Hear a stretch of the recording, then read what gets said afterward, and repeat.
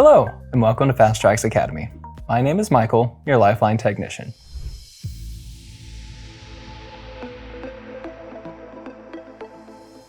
The design of your POS panels, the modules you can access, and the overall standard operating procedures of your company may vary. So if you have any questions, please refer to your store management for further information.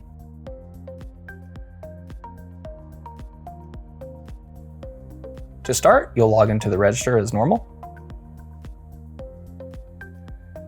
And then from the POS home screen, tap on Open POS in the top right. Once you have the POS open, you can either search for your product using one of the many search methods we have, or you can scan it using your scanner. Once you have all the products scanned, tap on the Do button in the bottom right. Depending on how the customer is paying, tender them out using this new pop-up.